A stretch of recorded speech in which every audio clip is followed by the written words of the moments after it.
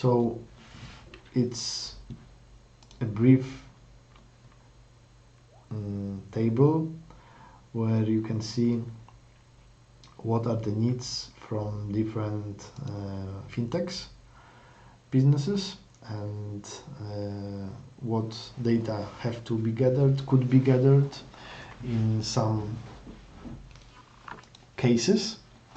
So I would say the simplest one is like fiat exchange, where you exchange currencies online, but you do not but the money are handled by regulated banks.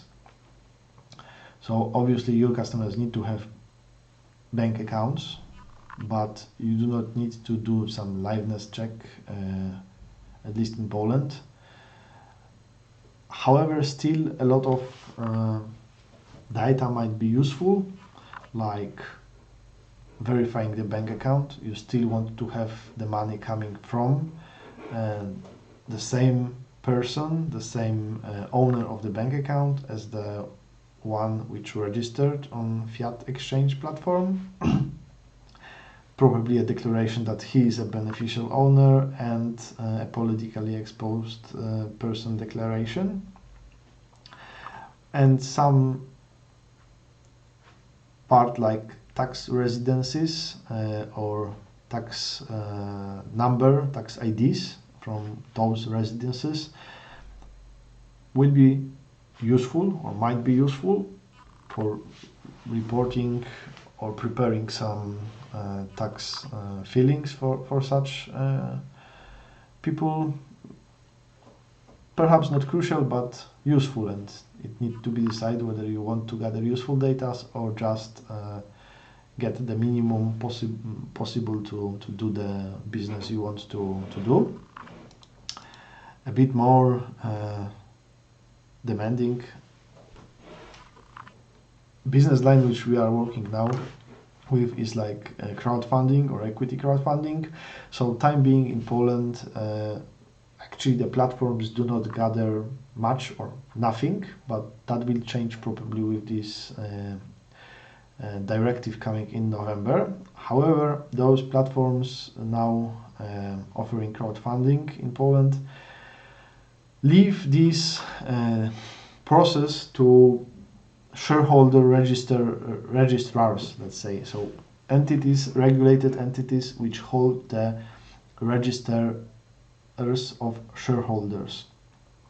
Nowadays these have to be digital, and they could be provided by some regulated institutions, and those institutions do require such data as put it here, like shareholder, like beneficial owner declaration, politically exposed person declaration, obviously your address, tax residencies and local tax numbers. And since November 2022, also the crowdfunding platform will need to do adequacy test to be sure that the investor knows what he's doing with his money, so what he is investing in, and what are the risks connected with it. And this will also require crowdfunding platforms to gather proofs that they did it to all the investors and classify those investors as sophisticated or non-sophisticated, and non-sophisticated investors will have to go through knowledge test, get some points, and it has to be done every 2 years. And obviously you need proofs of that, and it may imply some business logic of the crowdfunding platforms itself, like you will need to limit the amount invested in single investment or the total amount invested in crowdfunding ventures. More regulated or more data is needed for payment institutions or crypto exchanges too. So if you want to move actually some value assets or money or cryptos, you do need like confirm the liveness, probably the passport or ID. Yeah, that's I think the stage where you need to have those liveness check or video chats for verifying your end customers in some countries.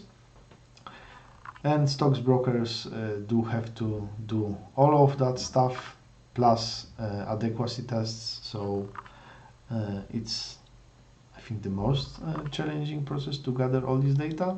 And I would say it's not the end, because okay, we named this webinar today onboarding, but in general it's due diligence of the customers. It's like a cyclical or constant ongoing process. So every time, or every 2 years at least, and when some triggers happen, you do need to do due diligence of the end customers of the customers. So check whether they are not on terrorist list, on sanction list, whether they are not politically exposed person, there are no some adverse media covering these persons, there are no suspicious transactions which they are trying to do.